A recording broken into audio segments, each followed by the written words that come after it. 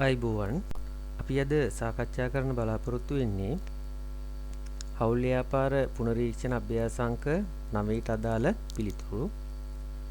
අපි මීට පෙර පුනරීක්ෂණ අභ්‍යාසාංක 8ට අදාළ පිළිතුරු සාකච්ඡා කළා. ඒ නිසා ඔබට හවුල් ව්‍යාපාර පිළිබඳ මූලික අවබෝධයක් මේ වෙනකොට ඇති කියලා මම හිතනවා. අද සාකච්ඡා කරන්න බලාපොරොත්තු වෙන ගාණිතික විශේෂත්වය තමයි හවුල්කරුවෙකුගේ පැමිණීම සිදු වෙනවා. එහෙම නැත්නම් හවුල්කරුවෙක් බඳවා ගන්නවා වසර මුල. අපි දන්නවා හවුල්කරුවෙක් බඳවා ගැනීම වසර මුල සිදු වෙන්න පුළුවන්. ඒ වගේම වසර අග සිදු වෙන්න පුළුවන්. ඒ වගේම හවුල්කරුවෙක්ගේ ඉවත් වීම වසර මුල සිදු වෙන්න පුළුවන්. වසර අග සිදු වෙන්න පුළුවන්. මේ අභ්‍යාසයේ වසර මුල හවුල්කරුවෙකුගේ සම්බන්ධ වීමක් එහෙම නැත්නම් හවුල්කරුවෙකු බඳවා ගැනීමක් තමයි සිදු වෙන්නේ. වසර මුල හවුල්කරුවෙක් හවුල් ව්‍යාපාරයට බඳවා ගන්නවා නම් අපට වඩාත් පහසු වෙනවා මේ හවුල්කරු බඳවා ගැනීමට අදාළ කටයුතු අවසන් කිරීම. හවුල්කරුවෙකු අලුතින් බඳවා ගැනීමට පැහැදිලිව අපි පියවර දෙකක් අනුගමනය කරන්න ඕන. මුලින්ම අලුතෙන් එන හවුල්කරු ගේන ප්‍රාග්ධන ගිණුමේ සටහන් කළ යුතුයි. ඊළඟට අපි හවුල්කරු බඳවා ගැනීමට අදාළ කීර්ති නාමය ගැලපීම සිදු කළ යුතුයි.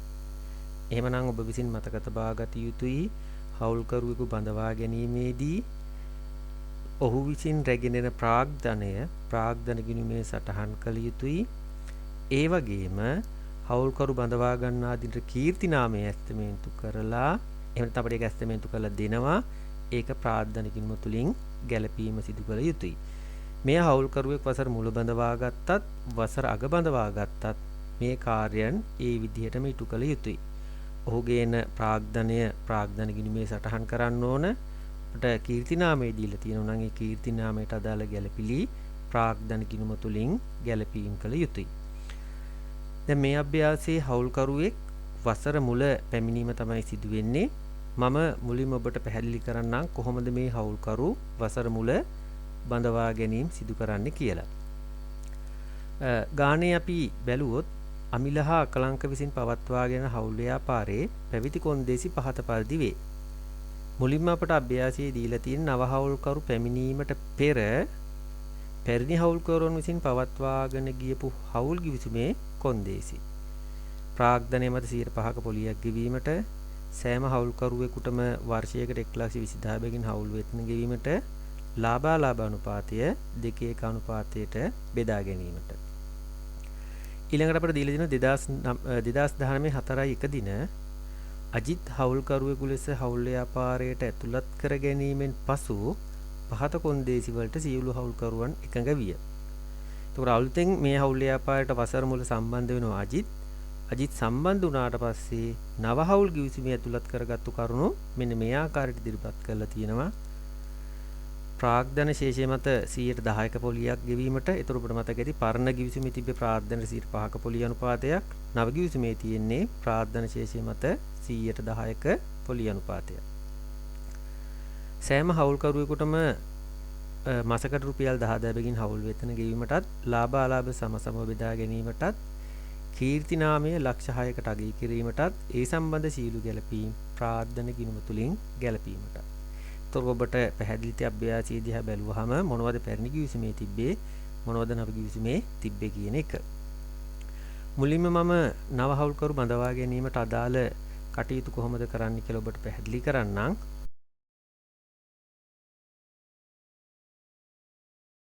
මුලින්ම අපි ප්‍රාග්ධන ගිණුම තියෙන තැනට ඇවිල්ලා නව හවුල්කරු බඳවා ගැනීමට අදාළ කටයුතු සිදු කරන්නේ කොහොමද කියලා බලමු. මුලින්ම මම ප්‍රාග්ධන ගිණුමේ දැනට ඉන්න හවුල්කරුවන්ගේ ආරම්භක ශේෂය සටහන් කරගන්නවා. අමිලගේ ආරම්භක ශේෂය ප්‍රාග්ධන ගිණුමේ 3500යි. ඒ වගේම අකලංකගේ ප්‍රාග්ධන ගිණුමේ ආරම්භක ශේෂය 2500යි. අජිත්ගේ ආරම්භක ශේෂයක් තියෙන විදිහක් නැහැ. මං අජිත්ගේ ප්‍රාග්ධන හා ජංගම ගිණුම රතු පාටින් හයිලයිට් කරලා තියෙනවා. ඒ අලුතෙන් එන හවුල්කරු එයාගේ ආරම්භක ශේෂ නැහැ. මම මේ ගමන්ම ජංගම ගිණුමේ ආරම්භක ශේෂ දාගන්නම් පහසුව සඳහා. අමිලගේ ආරම්භක බැර ශේෂයක් තියෙන 150යි. අකලංකගේ තියෙන්නේ ආරම්භක හරශේෂයක් 50ක. අජිත්ගේ ආරම්භක ශේෂයක් තියෙන විදිහක් නැහැ. එයා අලුතෙන් ආපු හවුල්කරුවෙක්. ඒ නිසා ආරම්භක ශේෂයාගේ නැහැ. මම මුලින්ම කලේ ප්‍රාර්ථන ගිණුමේ සහ ජංගම ගිණුමේ ආරම්භක ශේෂ සටහන් කරගත්තා. ඒක අපට වඩාත් පහසු වෙන නිසා.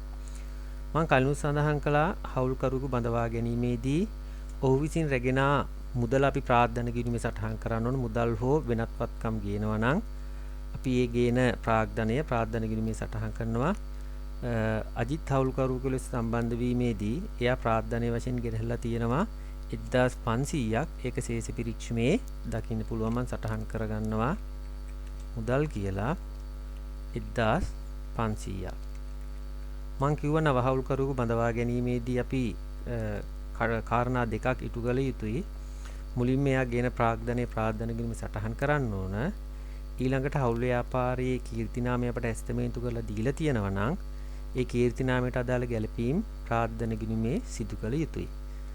මම දැන් කියන්නම් කොහොමද කීර්තිනාමය ගැළපීම් කරන්න කියලා. ඔබ විසින් මතක තබා ගත යුතුයි. හවුල්කරුවෙකුගේ පැමිණීම හෝ ඉවත්වීම සිදුවන අවස්ථාවක මුළු කීර්තිනාමයේ ප්‍රාර්ථන ගිණුම තුලින් ගැළපීම සිදු කරන්නේ නව අනුපාතයට ප්‍රාර්ථන ගිණුම හර කරනවා. පැරණි අනුපාතයට ප්‍රාර්ථන ගිණුම බැර කරනවා. නව අනුපාතය කියලා අදහස් කරන්නේ නව හවුල්කරු පැමිණීම සිදු වුණාට පස්සේ අපිට දීලා තියෙන නව අනුපාත.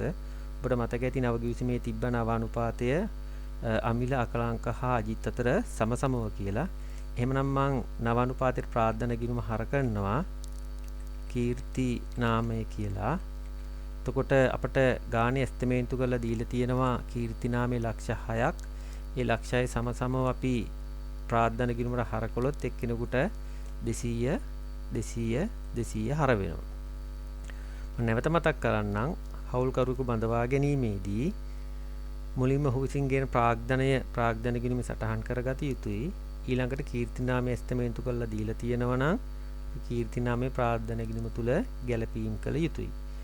කීර්තිනාමයේ ප්‍රාර්ථන ගිණුම තුල ගැළපීම් කරනකොට නව අනුපාතයට ප්‍රාර්ථන ගිණුම හර කළා පැරණි අනුපාතයට ප්‍රාර්ථන ගිණුම බැර කිරීමට ඔබ විසින් මතක තබා ගත යුතුයි. දැන් මම ප්‍රාර්ථන ගිණුම හර කළා නව අනුපාතයට. දැන් මම ප්‍රාර්ථන ගිණුම බැර කරනවා පැරණි අනුපාතයට. පැරණි අනුපාතය අපට ගාන දීලා තිබ්බේ 2ට 1. පැරණි අනුපාතයේ හිටියේ අමිල සහ අකලංක. එහෙමනම් මුළු කීර්තිනාමයේ 600 2ට 1ට බෙදුවහම 400යි 200යි විදිහට පැරණි හවුල්කරුවන්ට බැර වුණා. දැන් අපිට ප්‍රාර්ථන ගිණුම තුලනය කරන්න පුළුවන්. මොකද වෙන ප්‍රාර්ථන ගිණුමට ගැළපීම් වෙන්නේ නැහැ. අපි ගත්තොත් අමිලගේ බැර ශේෂය වැඩි 3900යි. අකලංකගේ 2700යි. අජිත්ගේ 1500. අපි ඒ ශේෂ හරට ගේනවා 3900යි 2700යි 1500යි. එතකොට මේ ශේෂ අඩු කළාම අමිලේ ගෙනවා නවහල්කරු පැමිණීමට නැත්නම් නවහල්කරුගේ පැමිණීම ගැළපීම් කළාට පස්සේ ප්‍රාර්ථන ගිණුමේ ශේෂය 3700යි. අකලංකගේ 2500යි. අජිත්ගේ 1300යි. දැන් ඔබට පැහැදිලි ඇති නවහල්කරුගේ පැමිණීම ප්‍රාර්ථන ගිණුමෙන් ගැළපීම් කළාට පස්සේ අපට ආව නවශේෂ. ඒ නවශේෂ ටික මම ඔබට highlight කරලා පෙන්නන්න රතු පාටින්. ඒතර ඔබට වඩාත් පැහැදිලිව එය අවබෝධ කරගන්න පුළුවන් වෙයි. ඒ ශේෂ අපට අවශ්‍ය නම් ඉදිරියට ගෙන යන්න පුළුවන්. 3700යි 2500යි 1300යි. මම කලින් සඳහන් කළා වගේ වසර මුල හවුල්කරුවෙකුගේ පැමිණීම සිදු වෙනවා නම් ඊට අදාළ සීළු ගැළපීම් ප්‍රාර්ථන ගිණුම තුල ගැළපීම් කරලා අපි ගාන ඉස්සරහට හදාගෙන යනවා නම් වඩාත් පහසු වේවි අපට ඉතිරි කොටස් පැහැදිලිව විසඳාගෙන ඉදිරියට යන්න. දැන් අපි බැලුවොත් අභ්‍යාසයේ නව හවුල්කරු බඳවා ගැනීමට අදාළ සීළු කටයුතු අවසන් කළා. දැන් අපි බලමු නව ගිවිසුමේ තියෙන කොන්දේසි මොනවද කියලා. මොකද නව ගිවිසුම ආවට පස්සේ පැරණි ගිවිසුමේ සියලුම කොන්දේසි ඉවත් වෙනවා. ඊට පස්සේ අපි නව හවුල් ගිවිසුමට අදාළව තමයි ගැළපීම් කරගෙන යන්න ඕන. නව ගිවිසුමේ සඳහන් වෙන ප්‍රාර්ථන ශේෂ මත 10% පොලියක් ගෙවීමට ඔබ විසින් මතක තබා ගත යුතුයි. නව හවුල්කරුගේ පැමිණීම ගැළපීම් කළාට පස්සේ ප්‍රාග්ධන ගිණුමට අදාළ ගැලපීම් කළ තුලනය කළාට පස්සේ එන ශේෂ වලට තමයි අපි ප්‍රාග්ධන පොලි ගැලපීම් කළ යුතු වන්නේ. මොකද වසර මුල අලුතෙන් හවුල්කරුවෙක් හවුල් ව්‍යාපාරයට බඳවා ගත්තාම ඉන්න හවුල්කරුගේ ප්‍රාග්ධන ගිණුම් වල ශේෂ වෙනස් වෙනවා. ඒ වගේම අලුතෙන් එන හවුල්කරුටත් ප්‍රාග්ධන පොලි අපි බලන්න ඕන. ඒ නිසා නව හවුල්කරු බඳවා ගැනීමෙන් පසු ප්‍රාග්ධන ගිණුමේ ලැබෙන ශේෂ වලට ප්‍රාග්ධන පොලි බලන්න ඔබ විසින් මතක තබා ගත යුතුයි.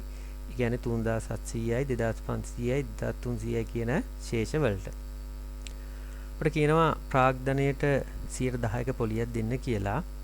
අපි දැන් මේ වෙනකොටත් දන්නවා ප්‍රාග්ධන පොලි විසර්ජනය කරන දිත්ත සටහන ලාභ විසර්ජන ගිණුම හර ජංගම ගිණුම බැර. එමනම් ලාභ විසර්ජන ගිණුම හර කරනවා ප්‍රාග්ධන පොලි අමිලට 3700ට 10ක් 370යි අකලංකට 2500ට 10ක් 250යි අජිත්ගේ ප්‍රාග්ධන ශේෂය 1300ට 10ක් 130යි. මං කව ප්‍රාග්ධන පොලි විසර්ජනය කරන දිත්ත සරහන ලාභ විසර්ජන ගිණුම හර ජංගම ගිණුම බැර කියලා. එනනම් ජංගම ගිණුම බැර කරනවා 370යි 250යි 130යි වශයෙන්. ඊළඟ නව ගිවිසුමේ සඳහන් වෙනවා සෑම හවුල්කරුවෙකුටම මාසකට 10000ක හවුල් වේතනයක් ගෙවීමට මාසයකට 10යි නම් 112 වැඩි කළාම වර්ෂයකට 1,20,000 ගානේ සෑම හවුල්කරුවෙකුටම හවුල් වේතන ලැබෙන්න ඕන. හවුල් වේතන විසර්ජනය කරන දිත්ත සටහනත් ලාභ විසර්ජන ගිණුම හර සෑම හවුල්කරුවෙකුටම 120 ගානේ ජංගම ගිණුම බැර කරනවා. ඔබට පැහැදිලිව තිරේ දිස්සෙම ඇති මම ලාභ විසර්ජන ගිණුම හර කළ ජංගම ගිණුම බැර කළා. ඊළඟට අපිට දීලා තියෙන නව ගිවිසුමේ නව ලාභ අනුපාතයේ සමසමව අපිට ලාභය බෙදන්න බෑ. ආදායම් ප්‍රකාශයේ ශුද්ධ ලාභය ගණනය කරනකම් ඊළඟට අපිට දීලා තිබ්බා කීර්තිනාමයේ ලක්ෂයකට ඇස්තමේන්තු කිරීමටත් ඊට අදාළ ගැළපීම් ප්‍රාග්ධන ගිණුම තුලින් ගැළපීමටත් ඒක අපි නව හවුල්කරු බඳවා ගැනීමට අදාළ කාර්යයක් නිසා නව හවුල්කරු බඳවා ගන්න අවස්ථාවේදී ප්‍රාග්ධන ගිණුම තුලින් කීර්තිනාමයේ ගැළපීම් කළා. ඊළඟට අපිට දීලා තියෙනවා හවුල් ව්‍යාපාරයේ ශේෂ පිරික්සුම. අපි ශේෂ පිරික්සුමේ තියෙන අයිතම ගැළපීමට පෙර ශේෂ පිරික්සුමට පසු තියෙන අතිරේක තොරතුරු ගැළපීම් කළොත් අපිට වඩාත් පහසුයි.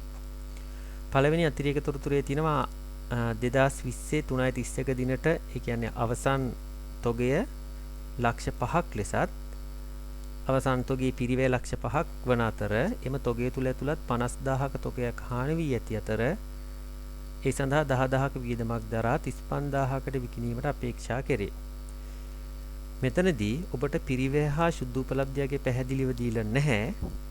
පිරිවැය පැහැදිලිව දීලා තියෙනවා නමුත් ශුද්ධ උපලබ්ධයගේ පැහැදිලිව දීලා නැහැ. ඔබට ශුද්ධ උපලබ්ධයගේ ගණනය කර ගැනීමට සිදු වෙනවා මෙහිදී.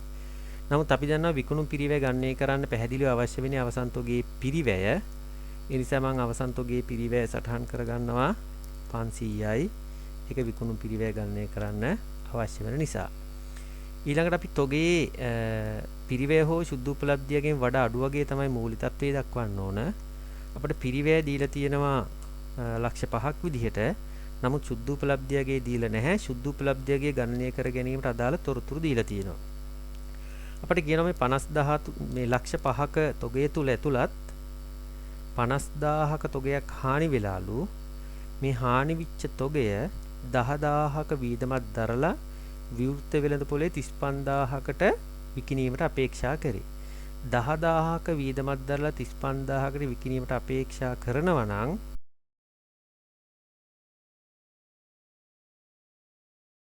ඇත්තටම අපට අතට ලැබෙන ගාණ වෙන්නේ 25000යි. එහෙමනම් මේ හානි වූ තොගේ 50000 විවෘත වෙළඳ පොලේ අලෙවි කළොත් අපට ඇත්තටම අතට ලැබෙන්නේ රුපියල් 25000යි. ඒ කියන්නේ අපට අපේක්ෂිත පාඩුවක් තියෙනවා රුපියල් 25000ක. ඒක අපි තොග කපා හැරීම විදිහට කපා හල යුතුයි. එහෙමනම් අර ලක්ෂ 5ක තොගයෙන් මේ 25000ක් අපට අනාගතයේ පාඩු වෙනවා අර හානි වූ තොගය තුල ඇතුළත්.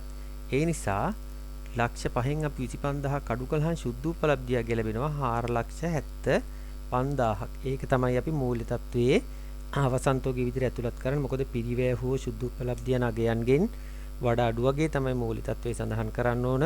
පිරිවේ අපට පැහැදිලිව දීලා තිබ්බා. සුද්ධ උපලබ්ධයගේ පැහැදිලිව දීලා තිබ්බේ නැහැ. නමුත් අපට සුද්ධ උපලබ්ධයගේ ගණනය කරගන්න පුළුවන්. මොකද ලක්ෂ 5 තුල ඇතුළත් 50000ක තොගයක් හානි වෙනවා. ඒ 50000ක තොගය අපට 10000ක වීදමක් දරලා විවෘත වෙළඳපොලේ විකුණන්න පුළුවන් 35000කට. එහෙමනම් 10000ක වීදමක් දරලා 35000කට විකුණනවා කියන්නේ අපට අතේ ඉතුරු කරගන්න පුළුවන්. එහෙම නැත්නම් හානි වූ තොගයෙන් අපට අය කරගන්න පුළුවන් ටික 25000ක් වෙනවා. ඒ නිසා අපට 25000ක් කපා හරින්න වෙනවා. එහෙනම් කපා හැරීම අපි දාන්න ඕන වෙනත් වීදම් තුල තොග කපා හැරීම කියලා. වෙනත් වීදම් යටතේ තොග කපා හැරීම කියලා සටහන් කරනවා 25ක් එහෙම නැත්නම් 25000ක්. ඊළඟ ගැළපිලි අපිට කියනවා වෙළඳ ලැබුදු ශේෂයෙන් 20ක් බොල්නෑ වශයෙන් කපා හරින්නලු. අපි බැලුවොත් ශේෂ පිරිච්මේ වෙළඳ ලැබුදු ශේෂයේ තියෙනවා 470ක්. ඒ 470න් අපිට කපා හරින්න කියනවා බොල්නෑ විදිහට 20ක්. එතකොට වෙළඳ ලැබුදු දැයි ඉතුරු වෙන 450යි. ඒ 450ම මූලිකත්වයේ සටහන් කරගත්තා. අර කපා හරින බොල්නය අපි දන්නවා බෙදා හැරීමේ වියදමක්. ඒක මම බෙදා හැරීමේ වියදම් වල ලියනවා. බොල්නය හැබැයි අපි මෙතනදී ගැළපීම් යටතේ 20000ක් බොල්නය කපා හැරියට මීට පෙර කපාහල බොල්නය ශේෂ පිරිච්මේ 50ක් තියෙනවා. ඒ නිසා අපි ආදම් ප්‍රකාශය සටහන් කළ මුණු බොල්නය ප්‍රමාණය 70000ක් වෙනවා. එහෙම නැත්නම් දහස් වලින් 70යි. ඊළඟට අපිට කියනවා ඒ ගැළපිල්ලෙම ඉතිරි ණය ගැති ශේෂයෙන් 10%ක් අඩමාන ණය වෙන් කරන්න කියලා. ඔබට පැහැදිලි මූල්‍ය තත්ත්වයේ ණය ගැතියෝ එහෙම නැත්නම් වෙළඳ ලැබුදු ශේෂය තියෙන 450යි. මේ 450න් අඩමාන ණය සඳහා වෙන් කරනු 10%ක්. ඒ කියන්නේ 45යි. එහෙනම් 450න් මූල්‍ය තත්ත්වයේ අඩමාන ණය සඳහා 45ක් වෙන් කළාම ණය ගැතියන්ගේ ධාරණාගය අපිට ලැබෙනවා 405ක්.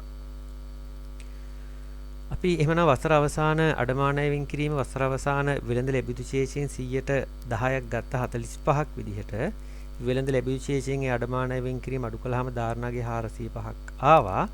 දැන් අපි බලන්න ඕන අඩමාන ණය අධි වෙන් කිරීමක්ද තියෙන්නේ උණ වෙන් කිරීමක්ද කියන එක. ඒක බලන්න වෙන්නේ ශේෂ පිරිච්මේ තියෙන ආරම්භක අඩමාන ණය වෙන් කිරීමත් එක්ක සංසන්දනය කළා. ශේෂ පිරිච්මේ ආරම්භක අඩමාන ණය වෙන් කිරීම තියෙන 50ක්. අපට අවසාන වෙන් කිරීම ආවේ 45යි. එහෙනම් ඒ දෙක අතර වෙනස තියෙනවා අධි වෙන් කිරීමක් 5ක. ඒක මම බෙදා හැරීමේ වියදම් වල ලියනවා. අඩමාන ණය අධි වෙන් කිරීමක් නිසා මම වරහන් කරලා දානවා 5ක්. ඔබට අවශ්‍ය නම් බොල් ණය වලින් මේ අධි වෙන් කිරීම අයින් කරලා බොල් ණය 65ක් විදිහට මූලික ආදායම් ප්‍රකාශනයේ දක්වන්නත් පුළුවන්. ඊළඟට අපිට කියනවා තුන්වෙනි ගැළපිල්ලේ අජිත් විසින් ව්‍යාපාරයේ රක්ෂණ වාරිකය 40000ක් ගෙවා ඇති අතර මේ සම්බන්ධයෙන් කිසිම සටහනක් තබා නොමැත. හවුල්කරුවෙක් විසින් හවුල් ව්‍යාපාරයේ වියදමක් දරා ඇති අවස්ථාවක ඊට අදාළ වටිනාකම ඒ හවුල්කරුට ප්‍රතිපූර්ණය කළ නැත්නම් ඊට ඒ හවුල්කරුට ලබා දීලා නැත්නම් ඊට අදාළ දිත්ත සටහන වෙන්නේ අදාළ වියදම් ගිණුම හර හවුල්කරුගේ ජංගම ගිණුම බැර. එහෙමනම් මේ අජිත් විසින් ව්‍යාපාරයේ රක්ෂණ වාරිකය 40000ක් ගෙවලා තියෙනවා. ඒ සම්බන්ධයෙන් කිසිම සටහනක් තබල නැහැ. ඊට අදාළ දිත්ත සටහන රක්ෂණ ගිණුම හර කිව්වම මම පරිපාලන වියදම් වල ලියනවා. රක්ෂණ ගාස්තු 40000යි. රක්ෂණ ගිණුම හර හවුල්කරුගේ ජංගම ගිණුම බැර. ජංගම ගිණුම මම බැර කරනවා. රක්ෂණය අජිත් විසින් තමයි මේ රක්ෂණ ගාස්තු ගෙවලා තියෙන්නේ. නිසා අජිත්ගේ ජංගම ගිණුමට බැර කරනවා. අජිත්ගේ ජංගම ගිණුමට බැර කරන්න හේතුව තමයි අජිත් විසින් හවුල් ව්‍යාපාර රක්ෂණ ගාස්තු ගෙවලා තියෙනවා. නමුත් තාම අජිත් මේ ගාස්තු ප්‍රතිපූර්ණය කළා නැහැ. ප්‍රතිපූර්ණය කරනකම් අපි ජංගම ගිණුමේ බැරට සටහන් කරනවා හවුල්කරුට හිමිකමක් වශයෙන්. ඊළඟට අපිට කියනවා හතරවෙනි ගැළපිල්ල ගොඩනැගිලි 5%ක්ද මෝරද 10%ක්ද සරල මාක්‍රමයට ෂෙයා කරන්නලු. අපි බැලුවොත් ශේෂ පිරිච්මේ තියෙනවා ගොඩනැගිලි 1500ක්. 1500ට 5%ක් ෂෙයා කළොත් අපිට ගොඩනැගිලි ෂෙයා එනවා 75ක්. ඒක මම ලියනවා පරිපාලන වියදම් වල. ගොඩනැගිලි ෂෙයා පරිපාලන වියදම් වල ලියන්න ඕන 75ක්. ඊළඟට මූල්‍ය තත්ත්වයේ ජංගම නොවනවත්කම් වල සටහන් කරන්න ඕන මේ ගොඩනැගිලි පිරිවැය 1500යි සමුච්චිත ෂේ දාන්නේ ශේෂ පිරිච්චමේ ආරම්භක සමුච්චිත ෂේ තියෙනවා 750ක් ඒ 750ට වර්ෂයේ ෂේ 75ක් එකතු කළාම සමුච්චිත ෂේ වසර අවසානයේ 825ක් වෙනවා ඊළඟට මෝටර රථ 110ක් ෂේ කරන්න කිව්වා ශේෂ පිරිච්චමේ තියෙනවා මෝටර රථවල පිරිවැය 1000ක් 1800ට 10 කියන්නේ මෝටර රථ ෂේනවා 100ක් අපි දන්නවා මෝටර රථ ෂේ කියන්නේ බෙදා හැරීමේ වියදමක් ඒ නිසා මම බෙදා හැරීමේ වියදම් යටතේ වාර්තා කරනවා මෝටර රථ ක්ෂය 100ක් ඊළඟට මූල්‍ය තත්ත්වයේ අපි මෝටර රථ දක්වන්න ඕන ජංගම නෝන වත්කම් යටතේ මෝටර රථ පිරිවැය 1000යි සමුච්චිත ෂේ ආරම්භයේ තිබ්බා 400ක් ඒ 400ට වර්ෂයේ ෂය 100ක් එකතු වුණා වසරක සමුච්චිත ෂය 500ක් වුණා ඊළඟට අපි ඊළඟ ගැළපිල්ල ගත්තොත් 2017 3.31 දිනට රුපියල් 15000ක ප්‍රචාරණිත උපචිත වැට උපචිත නම් මං ජංගම වගකීම් වල ලියනවා උපචිත ප්‍රචාරණය 15000යි දහස් වලින් නිසා 15යි මේ උපචිත ප්‍රචාරණය දැන්ට ගෙවලා තියෙන ප්‍රචාරණ වියදම් වලට එකතු කළාම මුළු ප්‍රචාරණ වියදම අපිට ලැබෙනවා 140ක් ඒක බෙදා හැරීම් වියදම් යටතේ වාර්තා කරනවා ප්‍රචාරණය 140යි අපි දන්නවා ආදායම් ප්‍රකාශනයට දාන්නේ කාලච්ඡේදයට දාලා මුළු ප්‍රමාණය ඒ නිසා ගෙවලා තියෙන ප්‍රමාණයට උපචිත තිබ්බොත් උපචිත ප්‍රමාණය එකතු කරලා තමයි ආදායම් ප්‍රකාශනයේ වියදම් යටතේ වාර්තා කළ යුතු වන්නේ ඊළඟ ගැළපිල්ල කියනවා අමිල හා අජිත් විසින් පිළිවෙලින් 20000 35000 බැගින් භාණ්ඩ ගැනීම සිදු කර ඇති අතර මේ සම්බන්ධයෙන් කිසිම සටහනක් තබා නොමැත. හවුල්කරුවන් විසින් භාණ්ඩ ගැනීම සිදු කර තිබුණොත් අපි විසින් ඒ භාණ්ඩ ගැනීම ප්‍රමාණය ජංගම ගිණුමට හර කරන්න ඕන. භාණ්ඩ ගැනීලි අමිල විසින් 20000යි අජිත් විසින් 35000යි. භාණ්ඩ ගැනීලි ජංගම ගිණුමට හර කරලා වෙළඳ ගිණුම බැර කරන්න ඕන. වෙළඳ ගිණුම බැර කරන්න ඕන නිසා මම අඩු කරනවා ගැනුම් වලින් භාණ්ඩ ගැනීලි ඔක්කොම 55000යි.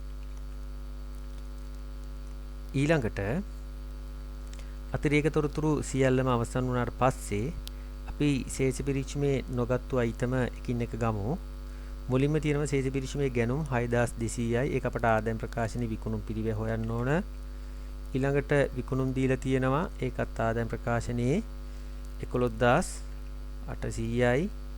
ඊළඟට ආරම්භක තොගය අපට දීලා තියෙනවා 400යි. ඒකත් ආදායම් ප්‍රකාශනයේ විකුණුම් පිරිවෙ හොයන්න ඕන ආරම්භක තොගය. ඊළඟට වෙළඳ ලැබිද්ද අපි ගත්තා අඩමාන වෙන් කිරීම ගත්තා දුරකථන ගාස්තු තියෙනවා පරිපාලන වියදම් මම කෙටියෙන් ලියන්නම් දුරකථන ගාස්තු පරිපාලන වියදම් වල ලියන්න ඕන 60000යි ඊළඟට වෙළඳ ගෙවිය යුතු දෑ මූලික තත්ත්ව ප්‍රකාශනයේ ජංගම වගකීම් වල ලියන්න ඕන 350යි ඊළඟට ප්‍රාර්ථනා ගිණුම වල අපි ආරම්භක විශේෂ ගත්ත මුලින්ම මොකද නව හවුල්කරුගේ පැමිණීම ප්‍රාර්ථනා ගිණුම සටහන් කරන අවස්ථාවේ අපි ප්‍රාර්ථනා ගිණුම වල ආරම්භක විශේෂ සටහන් කරගත්තා. ඒ මොහොතේම ජංගම ගිණුම වල ආරම්භක විශේෂ සටහන් කරගත්තා. ඊළඟට ශේෂ පිරික්ෂමේ තියෙන දුන්වට්ටම් 70යි. දුන්වට්ටම්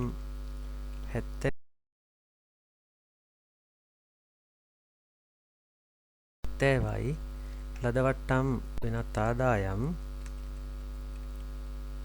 ලදවට්ටම් 50යි ඊළඟට ප්‍රචාරණය අපි ගත්ත බොල්නය ගත්තා හවුල්කරුවන්ගේ ගැන්ලි අපට දීලා තියෙනවා ශේෂ පිරික්ෂමේ ඒකත් ජංගම ගිණුම අපි හර කරන්න ඕන මුදල් ගැන්ලි භාණ්ඩ ගැන්ලි දෙකම ජංගම ගිණුම හර කරන්න ඕන අමිල 50යි අකලාංක 80යි අජිත් 100යි වශයෙන්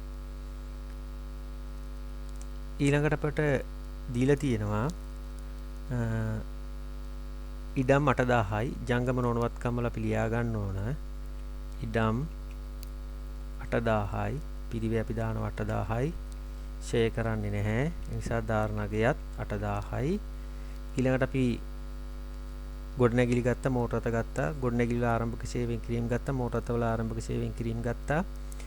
මුදල් ශේෂය තියෙනවා 3395. ජංගම වත්කම් මුදල්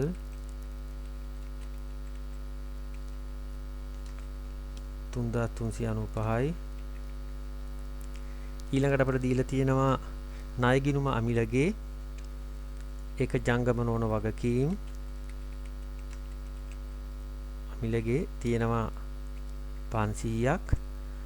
මම ඔබට පෙර අභ්‍යාසයේදී සඳහන් කළා හවුල්කරුවෙක් ප්‍රාර්ථනයට අමතරව ණය ලබා දී ඇති විටක හවුල් ගිවිසුමේ ඒ ණය වෙනුවෙන් පොලි ප්‍රතිශතයක් දීලා තියෙනවා නම් නැත්නම් පොලි සම්බන්ධ වගන්තියක් හවුල් ගිවිසුමේ දීලා තියෙනවා නම් ඒ හවුල් ගිවිසුමේ ණය පොලි සම්බන්ධයෙන් දීලා තියෙන වගන්තියට අනුව කටයුතු කරන්න ඕන.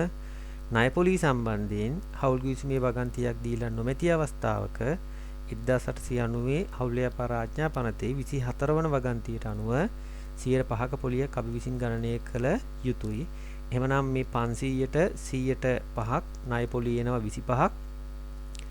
එමනම් හවුල්කරුවේ ප්‍රාර්ථනයට අමතරව සපයා ඇති ණය සඳහා පොලි ගිණුම ගත කරන දිත්තරහන ණය පොලි ගිණුම හර ජංගම ගිණුම බැර. ණය පොලි ගිණුම හර කිව්වහම මම මූල්‍ය වීදම් වල වාර්තා කරනවා 25ක්. ජංගම ගිණුම බැර කිව්වහම ජංගම ගිණුමට බැර කරනවා අමිලට 25ක්. මොකද අමිල විසින් තමයි ණය මුදල දීලා තියෙන්නේ. හවුල් ගිවිසුමේ ණය පොලි සම්බන්ධයෙන් කරුණක් ඇතුළත් වෙලා තිබෙන්නේ නැහැ. ඒ නිසා අපි 24 වන වගන්තියට අනුව 105ක පොලියක් ඒ හවුල්කරුට ගැලපීම් කළා. ඊළඟට අවසානයේ ශේෂ පිරික්සීමේ තියෙන අජිත් රැගෙන ප්‍රාර්ථනය අපි ඒක මේ වෙනකොටත් නව හවුල්කරු බඳවා ගැනීමට අදාළව ගැලපීම් කළ ඉවරයි. දැන් අපි අතිරේක තොරතුරු සියල්ල අවසන් කළ ශේෂ පිරික්සීමේ නොගත්තු අයිතමයන් සියල්ලත් ගැලපීම් කළ ඉවරයි. දැන් අපි ආදායම් ප්‍රකාශනයෙන් පටන් අරන් තුලනය කරගෙන යමු. ගැනුම් වලින් භාණ්ඩ ගැනිලි අඩු කළාම අපට එනවා 6145ක්. ඊළඟට ආරම්භක තොගයට මේ ගැනුම් 6145 එකතු කළාම අපට එනවා 6545ක්. මේ 6545න් අවසන් තොගයේ 500ක් අඩු කළාම අපට විකුණුම් පිරිවැය එනවා 6045ක්. ඊළඟට විකුණුම් වලින් විකුණුම් පිරිවැය අඩු කළාම අපට දල ලාභය ලැබෙනවා 5755ක්. මේ දල ලාභයට වෙනත් ආදායම් 50 එකතු කළාම අපට ලැබෙනවා 5805ක්. 5805ක් ලැබෙනවා. ඊළඟට අපි ගත්තොත් පරිපාලන වියදම් වල එකතුව අපට ලැබෙන 175යි. ඊළඟට බෙදා හැරීමේ වියදම් වල එකතුව ගත්තොත් අපට ලැබෙනවා 375යි. ඊළඟට වෙනත් වියදම් වල එකතුව ගත්තොත් ලැබෙන්නේ අපට 25යි. මූල්‍ය වියදම් වල එකතුව ගත්තොත් අපට ලැබෙන්නේ 25යි. ඒකට අපට මුළු වියදම් වල එකතුව ලැබෙනවා හරියටම 600ක්. එහෙමනම් 5805න් මේ මෙහෙයුම් වියදම් 600 අඩු කළාම අපට ලැබෙනවා ශුද්ධ ලාභය වශයෙන්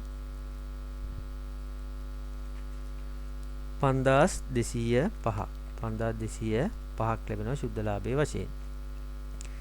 මේ ශුද්ධ ලාභය 5205න් මේ වෙනකොටත් අපි ප්‍රාර්ථන පොලි වශයෙන් හවුල්කරුවන්ට විසර්ජනය කරලා තියෙනවා 750ක්. ඒ වගේම හවුල් වේතන වශයෙන් විසර්ජනය කරලා තියෙනවා 360ක්. තව දුරටත් අපිට විසර්ජනය කරන ශුද්ධ ලාභයෙන් ඉතිරි වෙන්නේ 4095ක් විතරයි. 4095ක් පමණයි. අපි දන්නවා නව හවුල්කරුවන්ගේ නව අනුපාතයේ සමසමව තිබ්බේ. එහෙමනම් මේ 4095 මේ හවුල්කරුවන් අතර සමානව බෙදලා යන්න ඕන. ඒ කියන්නේ එකට එකට එක. එතකොට එක් හවුල්කරුවෙකුට ලැබෙන ලාභ කොටස 1365ක් වෙනවා. 1365යි. අකලංකට 1365යි. අජිත්තත් 1365යි. මොකද නව අනුපාතයේ ලාභ කොටස් සමසමව තිබේ. එතකොට අපි හවුල්කරුවන්ට විසර්ජනය කළා ඔක්කොම 5205ක්. එතකොට ශුද්ධ ලාභය තවදුරටත් ඉතුරු වෙන්නේ නැහැ. හවුල්කරුවන්ට විසර්ජනය කළා අවසන් කළා. ටිකක් ප්‍රාර්ථන පොලි වශයෙන් උත් ටිකක් හවුල් වේතන වශයෙන් උත් ඉතිරි ටික ලාභ කොටස් වශයෙන් උත්. අපි දන්නවා ලාභ කොටස් වල දිත්ත සටහන ලාභ විසර්ජන ගිණුම හර ජංගම ගිණුම බැර. මම ජංගම ගිණුමට බැර කරනවා ලාභ කොටස්